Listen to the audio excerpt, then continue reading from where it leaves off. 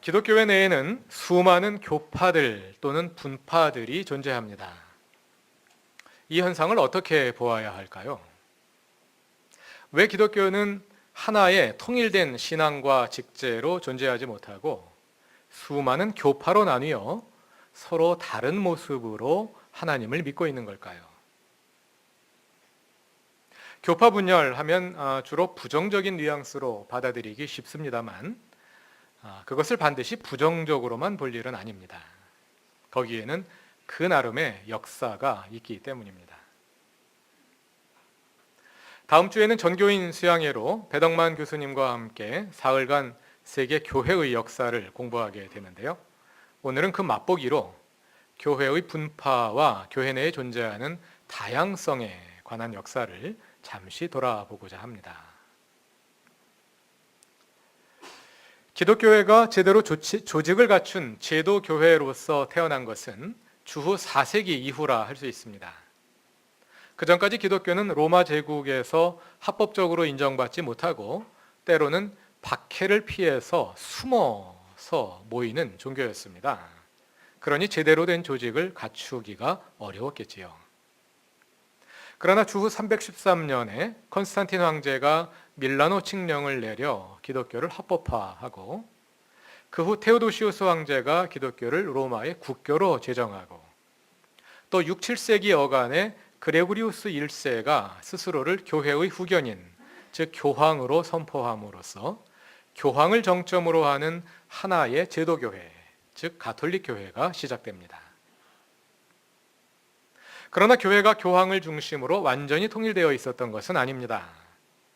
로마 제국은 동과 서로 나뉘어 있었고요. 그때 서로마 제국은 이미 멸망한 후였기 때문에 교회도 자연히 그 정치적 울타리에 영향을 받게 되었고 그래서 오랫동안 서로 다른 길들을 걷게 됩니다. 그 결과가 교회의 분리로 나타났습니다. 로마를 중심으로 한 서방교회가 주도하는 가운데 동방의 교회들이 분리해 나가기 시작한 것인데요.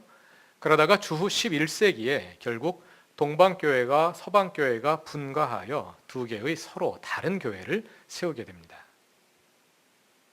여기서 동방교회란 그리스 정교회, 러시아 정교회와 같은 정교회들을 말하고요.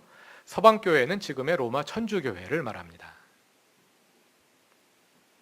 그리고 그 후 몇 세기가 지나 서방교회 내에서 두 번째 분리가 일어납니다. 16세기에 종교개혁이 일어나 천주교회로부터 우리 개신교회가 갈라져 나온 것이죠. 천주교는 전 세계 교회가 하나인데 개신교회는 왜 그리 교파가 많으냐 하고 질문하시는 분들이 많습니다. 그것은 각 교회가 태어난 역사적 배경과 관련이 있습니다. 동방정교회와 천주교회는 로마 제국을 배경으로 세워졌습니다. 간단히 말하기는 어렵습니다만 대체로 유럽 전체가 제국으로 형성되어 있는 가운데 교회가 세워졌기 때문에 교회도 그 시스템을 따라 세계 교회가 하나로 조직이 된 것입니다. 물론 두 교회 사이에도 차이는 있습니다. 천주교회가 명실공히 하나로 교황을 중심으로 하나로 통일된 위계 질서를 가지고 있는 반면에 동방정교회는 각 국가 단위 교회가 자율성을 가지는 가운데 콘스탄티노플의 대주교가 여러 대주교들이 있는데요. 콘스탄티노플의 대주교가 명예상 세계 정교회를 대표하는 느슨한 연합체로 되어 있습니다. 그와 달리 개신교회는 국가 단위로 독립되어 있습니다. 왜냐하면 개신교회는 로마 제국과 그것을 잇는 중세 봉건 제도가 무너지고 근대 민족 국가가 태동하던 시기에 태어났기 때문입니다. 이제 전 세계를 통괄하는 제국이라는 시스템이 없어지고 각 나라들이 민족 단위로 독립하여 제각기 길을 가고 있던 시대에 교회가 태어났으므로 교회 역시 국가 단위의 작은 규모로 세워질 수밖에 없었던 것이죠. 따라서 교회의 시스템을 정치 제도와 연결시켜 보자면 동방교회와 서방교회의 분리가 제국의 분리라 한다면 개신교회의 분리는 민족국가의 독립에 상응한다고 할 수 있겠습니다. 그리하여 마틴 루터의 종교개혁에 의해 독일 국교회, 즉 루터교회가 태어났고요. 칼빈과 잔 낙스 등에 의해 스위스와 스코틀랜드 등에서 개혁교회, 즉 장로교회가 시작되었습니다. 그리고 영국교회가 교황청으로부터 독립하여 성공회가 시작되었습니다. 다시 말해서 종교개혁 결과 독일에는 루터교회가 세워졌고 스위스와 스코틀랜드에는 개혁교회, 즉 장로교회가 세워졌고 영국에는 성공회가 세워진 것입니다. 이런 식으로 각 국가 단위로 새로운 개신교 교파들이 세워지게 된 것입니다. 뿐만 아니라 개신교회 내에서 다시 신앙운동이 일어나서 그것이 새로운 교파로 발전하기도 했습니다. 성공회에서 존 웨슬레를 중심으로 한 신앙운동이 일어나서 그것이 독립하여 감리교회라는 독자적인 교파를 형성하게 되었고요. 또 미국에서 일어난 오순절 운동이 오순절교회, 즉 순복음교회로 발전한 것을 그 사례로 들 수 있습니다. 개신교회는 이처럼 처음부터 국가 단위로 형성이 되었기 때문에 예를 들어 장로교회라고 해서 장로교회는 전 세계 많은 국가들의 장로교회가 있죠. 그러나 장로교회라고 해서 하나의 통일된 조직을 가지고 있지는 않습니다. 미국 장로교회와 한국 장로교회는 완전히 별개의 조직입니다. 한국 장로교회에서 일어나는 일에 대해서 미국 장로교회가 절대로 왈가왈부할 수 없습니다. 두 교회는 평등한 관계에서 독립된 관계에서 서로 제휴 관계만을 맺고 있을 뿐입니다. 물론 세계 개혁교회 연맹과 같은 장로교회의 연합운동체가 존재하긴 합니다만 그것은 독립교회들의 연합체일 뿐이고 거기에 어떤 위계질서 같은 것은 전혀 존재하지 않습니다. 또 정치적으로 그럴 뿐 아니라 같은 장로교회라 해도 각 나라별로 독특한 특징들이 있습니다. 예를 들어 한국 장로교회의 교리는 대개 선교사들의 전통을 따라 웨스트민스터 요리문답의 기초에 있습니다. 그러므로 한국 장로교회가 표방하고 있는 공식적인 교리는 미국 장로교회들과 별 다를 바가 없습니다. 그러나 그것은 공식적인 문서가 그런 것이고 실제로 한국 장로교인들이 어떻게 신앙생활을 하고 있는가, 어떻게 믿고 있는가를 자세히 살펴보면 거기에서 다른 나라 장로교와는 다른 한국적인 특성들을 많이 발견할 수 있습니다. 교회 제도적으로도 그렇고 내세관에서도 그렇고 신앙 실천에서도 그런 한국 장로교만의 독특한 특성들이 많습니다. 그래서 정확히 말하자면 우리는 장로교회인데요. 정확히 말하자면 우리가 속한 교회는 그냥 장로교회가 아니라 한국 장로교회입니다. 같은 장로교회라도 한국 장로교회는 미국 장로교회나 또는 유럽이나 아프리카나 남미의 장로교회와는 다른 독특성을 가지고 있는 것이죠. 같은 장로교회 내에서도 그렇다면 개신교 내에 다른 교파들 또 나아가서 천주교회나 동방정교회와 비교해 보면 서로 얼마나 다르겠습니까? 너무 다르니까 우리는 이단이라고 부른단 말입니다. 그 사람들은 우리를 이단이라고 부를 겁니다. 같은 기독교의 울타리 안에 있는 것입니다.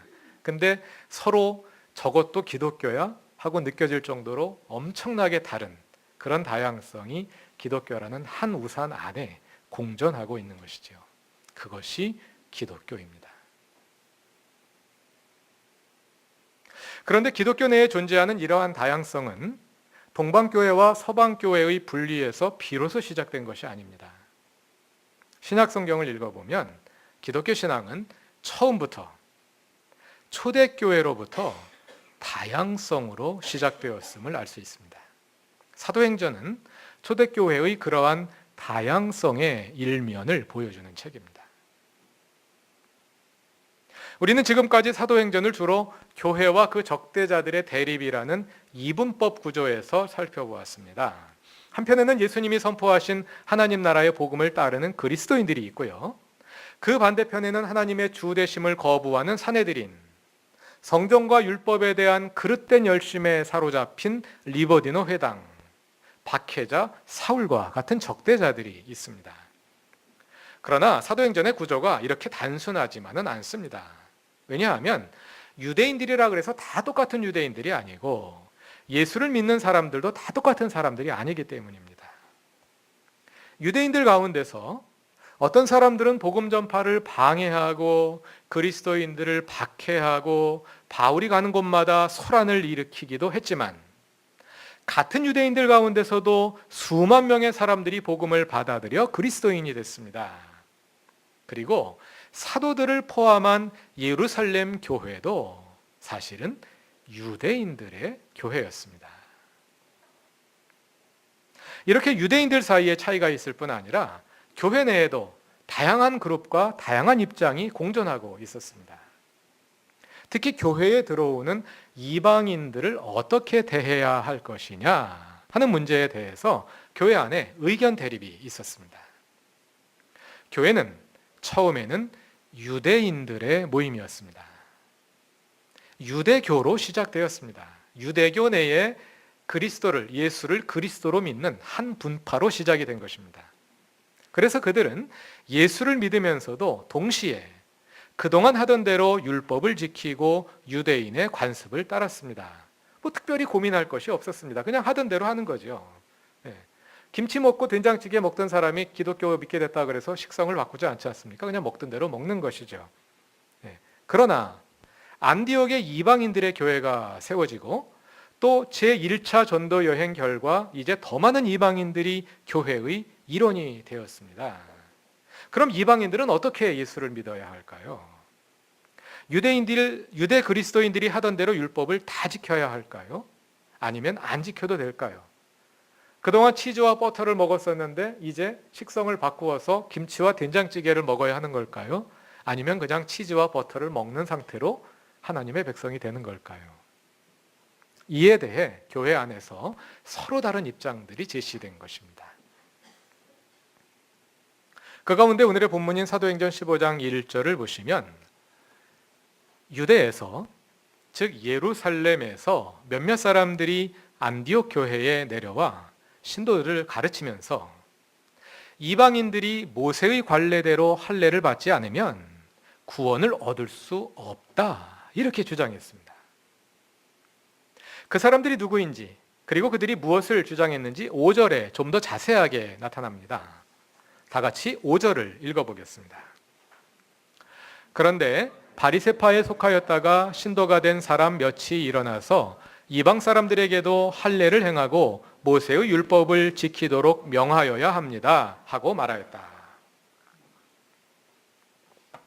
얼핏 보면 이 사람들은 매우 완고하고 꽉 막힌 사람들처럼 보일 수 있습니다. 그러나 사실 이 사람들도 성경에 근거하여 매우 진지하게 의견을 제시하고 있는 것입니다.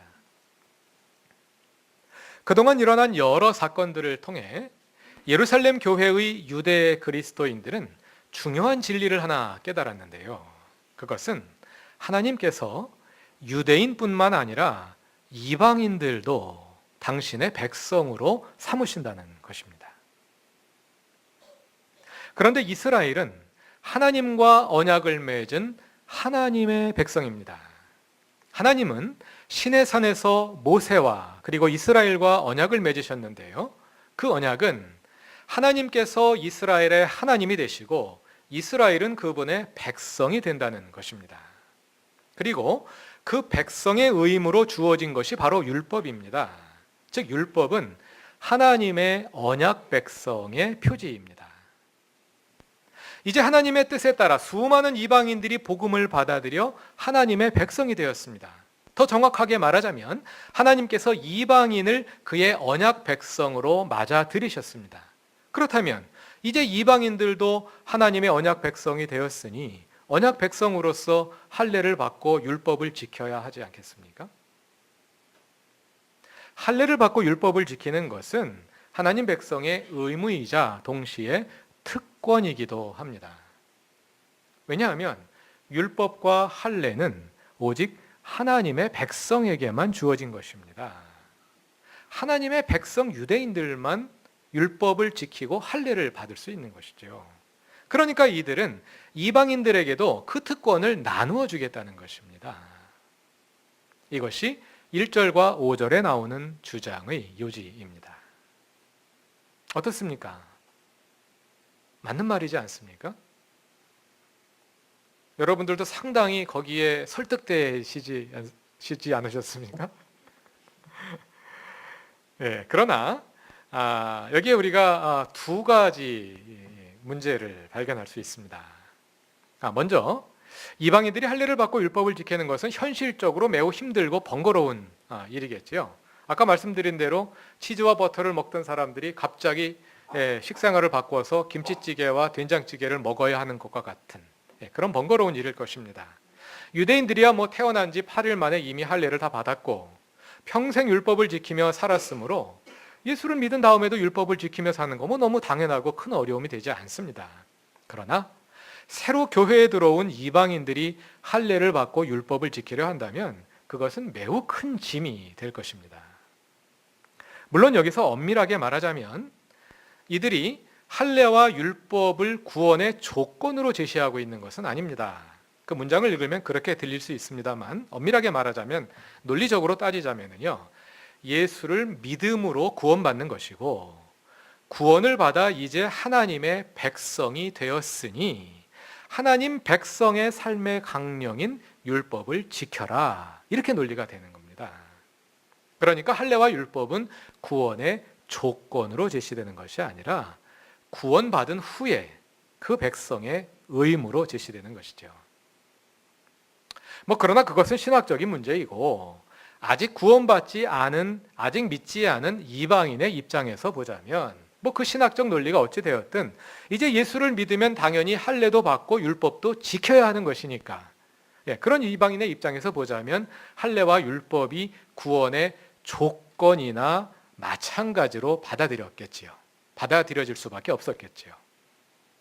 만일 그렇다면 본문 사도행전 15장 11절이 강조하는 것처럼 우리는 주 예수의 은혜로 구원을 얻는 것인데 은혜로 구원 얻는다는 말이 무의미해져 버리고 말 것입니다. 율법을 지키고 할례를 받아야 구원을 받을 수 있다는 결과적으로 그런 얘기가 되니까요. 그래서 10절이 보여주는 것처럼 사도들은 이방인들에게 그런 감당하기 어려운 짐을 지우지 않기로 결의합니다. 이것이 첫 번째 문제입니다. 그런데 문제는 여기서 끝나지 않습니다. 이것은 좀 더 세밀한 다른 신학적 문제와 연결되어 있기 때문입니다.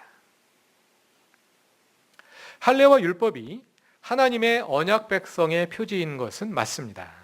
그러나 그것은 동시에 제2성전 시대 유대인을 이방인과 구별하는 표지이기도 했습니다. 다시 말해서 할례란 하나님 백성의 표지이자 동시에 유대인의 표지이기도 합니다. 그래서 할례를 받고 율법을 지키는 것은 하나님의 백성이 됨을 의미하지만 동시에 유대인이 됨을 의미하기도 하는 것이죠. 이방인도 율법을 지켜야 한다는 말은 곧 이방인이 구원받기 위해서는 유대인이 되어야 한다 하는 뜻을 갖게 되는 것입니다. 이러한 관점에서 보자면 하나님 백성의 울타리와 유대인의 울타리는 동일시됩니다. 유대인이 되는 것이 곧 하나님의 백성이 되는 것이고, 그래서 이방인이 구원받기 위해서는 그 이방인이 유대인이 되어야 한다는 거죠. 할례를 받고 율법을 지켜서. 바울과 바나바는 그에 반대하는 것입니다. 그 두 개의 울타리는, 하나님 백성의 울타리와 유대인의 울타리는 별개의 것이라는 주장입니다. 이방인들이 하나님의 백성이 되기 위해 유대인이 되어야 할 필요는 없다는 것입니다. 예수를 믿는 이방인은 유대인이 됨으로써 하나님 백성이 되는 것이 아니라 그냥 이방인으로서 하나님의 백성이 된다는 것이죠. 이런 신학적인 논리가 그 뒤에 또 담겨 있는 것입니다. 그래서 본문 2절 후반부에 의하면 예루살렘 교회에서 내려온 사람들과 바울 바나바 사이에 심각한 의견 대립과 논쟁이 벌어졌습니다. 그래서 안디옥 교회는 이 문제를 해결하기 위해 바울과 바나바를 신도 몇 사람과 함께 예루살렘으로 보냅니다. 예루살렘 교회의 지도자들인 사도들과 장로들을 만나서 이 문제를 공식적으로 해결하고자 한 것입니다. 그래서 그들은 예루살렘으로 올라갔고요. 6절에 의하면 사도들과 장로들이 이 문제를 다루기 위해 모였습니다. 사도들의 회의가 소집된 것이지요. 보통 이 모임을 가리켜 제1차 예루살렘 사도회의라고 부릅니다. 이 회의에서 결정된 내용이 19절 이하에 기록되어 있는데요. 예루살렘 사도회의는 의장인 야고보의 제안에 따라 이방인들에게 할례와 율법을 요구하지 않기로 결의합니다. 그 대신 20절에 나오는 4가지 금령을 정하는데요. 이것은 초대교회 내에 있었던 두 개의 서로 다른 입장 사이에서 도출된 타협안이라 할 수 있습니다. 이어지는 20절과 29절에 의하면 그 4가지 금령은 이방인들에게 할례와 율법을 요구하지 않는 대신에 우상에게 바친 더러운 음식과 음행과 목매어 죽인 것과 피를 멀리하라는 것입니다. 이것은 대체로 레위기 17장과 18장을 따른 것으로 생각됩니다. 레위기 17장과 18장에는 이방인들이 유대인의 예배에 참여하고자 할 경우에 이방인들이 이렇게 해야 한다 하는 규정들이 들어있거든요. 대체로 그것에 근거해서 이 4가지 금령을 만든 것이 아닌가 이렇게 생각이 됩니다. 그러나 이 금령들이 절대적인 규정으로 제시된 것으로 보이지는 않습니다. 만약에 이거 굉장히 중요한 결정이잖아요. 이방인들이 교회에 들어오기 시작했을 때 이방인들이 어떻게 해야 하느냐 해서 4가지 금령이 만들어졌는데, 만약에 이 4가지 금령이 절대적인 규정으로 받아들여졌다면 아마 그 이후 교회에서 계속 그 규정들이 지켜졌겠죠. 그런데 그 이후에는 거기에 대한 언급이 전혀 없습니다. 신약 성서나 다른 기독교 문헌에 거기에 대한 언급들이 없습니다. 그것은 이 규정들이 절대적인 규정으로 제시된 것은 아니었구나 하는 것을 우리가 추측할 수 있게 해주는 한 대목이죠. 또 기독교의 정신이, 기독교 신앙이 유대교와 다른 점은 윤리적 규칙들, 그 규칙들 자체를 절대시하지 않는 거죠. 규칙을 절대시하는 것이 율법주의지 않습니까? 그 규칙들은 시대에 따라 달리 만들어지고 또 적용되는 것이기 때문에 그러한 기독교적인 새로운 윤리관이 이 배후에 있었다고 우리가 생각해 볼 수 있겠습니다. 사실은 그보다 더 중요한 것은 이 결정사항들이 도출되는 과정입니다. 다시 말해서 우리는 예루살렘 교회가 교회 내에 존재하는 차이와 불일치를 어떻게 다루고 해결했는지 그 과정으로부터 많은 지혜를 얻을 수 있습니다. 이방인 그리스도인들이 할례를 받아야 한다는 주장, 즉 이방인이 하나님 백성이 되기 위해 먼저 유대인이 되어야 한다는 주장은 상대적으로 보수적이고 전통적인 입장이라 할 수 있겠습니다.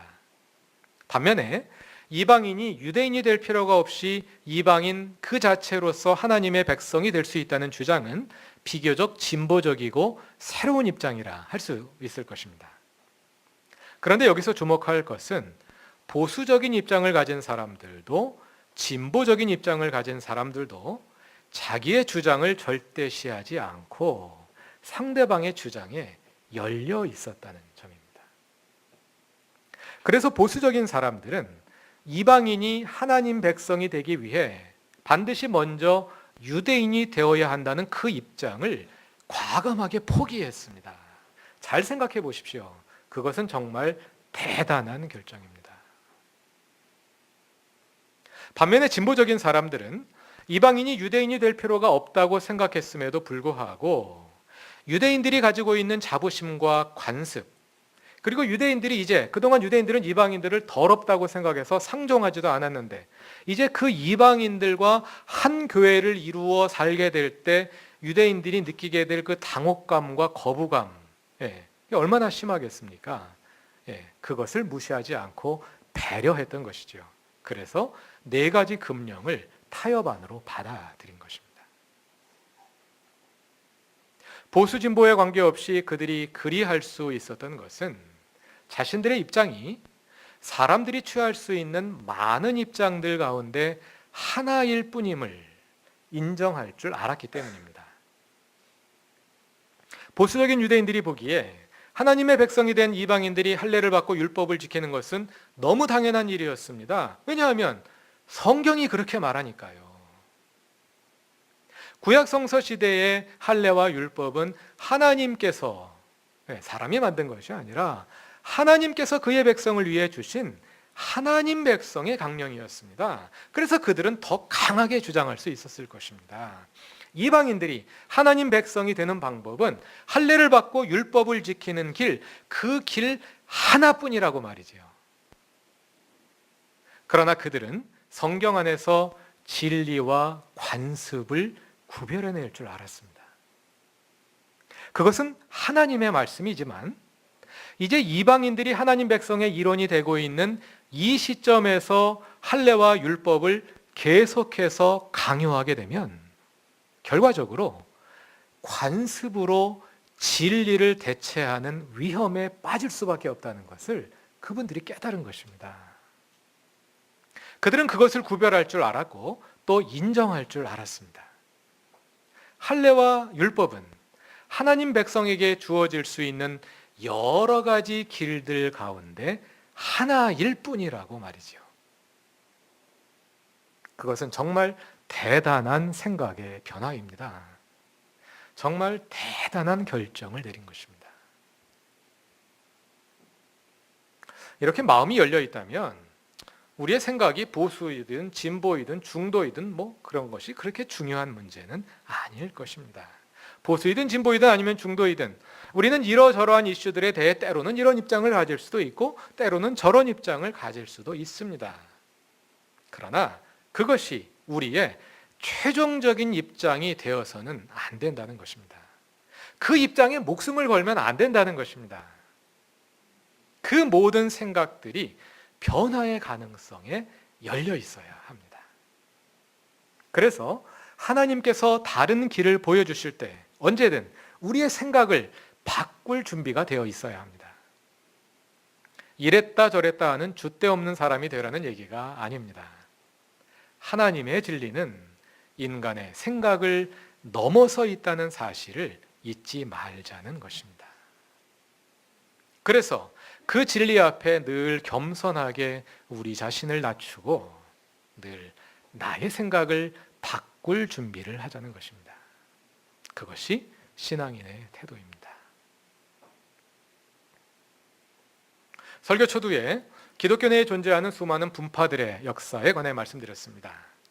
하나의 큰 줄기로 시작된 기독교회가 동방교회와 서방교회로 나뉘고 또 개신교회가 분리되고 개신교회 내에 수많은 교파들이 생겨남을 통해 지금 기독교는 전 세계에 수백, 수천, 수만 개의 지류를 형성한 엄청난 다양성을 그 안에 품고 있는 세계 종교가 되었습니다. 우리는 그 가운데 한국 장로교회라는 한 작고 독특한 지류에 속해 있고 수많은 장로교회 가운데 하나일 뿐이고 우리는 또 그 장로교회에 속한 수많은 교회들 가운데 독특한 한 교회일 뿐입니다. 다시 말해서 우리가 기독교라는 이름으로 알고 있는 것은 사실은 수천 수만 개의 지류로 형성된 광대한 기독교의 흐름 가운데 하나의 흐름일 뿐이라는 것입니다. 그것을 우리는 더 크리스티애니티, 그것이 바로 기독교다 이렇게 알고 있는 거죠. 우리가 알고 경험하는 것은 많은 것들 가운데 하나일 뿐입니다. 그래서 우리는 늘 겸손할 수밖에 없습니다. 우리는 하나밖에 모르기 때문에 계속해서 서로에게 배워야 합니다. 그것이 진정한 겸손입니다. 우리 홍 권사님, 죽을 때까지 배워야 하냐? 그러시죠? 네, 맞습니다. 네, 죽을 때까지 배워야 합니다. 그렇게 서로에게 배움으로써 우리가 주님을 더 알아가고 그 알을 통해 우리가 주님과 하나가 되어가기 때문입니다. 그렇게 우리가 죽을 때까지 주님을 닮아가면 하늘에서 주님을 만나도 주님이 낯설지 않을 것입니다. 돌아오는 토요일에 시작되는 이번 전교인 수양회는 그동안 우리가 잘 알지 못했던 기독교 내의 다른 흐름들로 우리의 눈을 열어줄 것입니다. 그래서 우리의 신앙을 더욱 폭넓고 풍요롭게 할 수 있는 배움의 기회가 될 것입니다. 토요일과 주일과 공휴일이므로 누구든 마음만 먹으면 다 오실 수 있습니다. 모두들 참석하셔서 특별한 잔치를 맛보시기 바랍니다. 우리를 풍성하게 하시는 하나님의 크신 은혜가 사랑하는 그루터기 교회의 모든 교우들 위해 충만하시기를 바랍니다. 다 같이 기도드리겠습니다.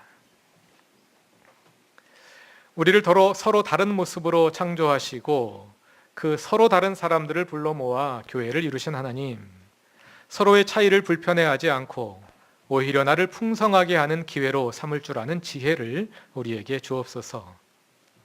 우리의 마음이 늘 열려 있어 서로에게서 배우게 하시고 내가 아는 것은 진리의 일면인 뿐임을 인정하는 겸손함이 우리에게 늘 있게 하옵소서. 그러한 겸손함과 열린 마음으로 우리의 변화가 계속되게 하시고 한국교회가 새로워지게 하옵소서. 예수님의 이름으로 기도드립니다. 아멘.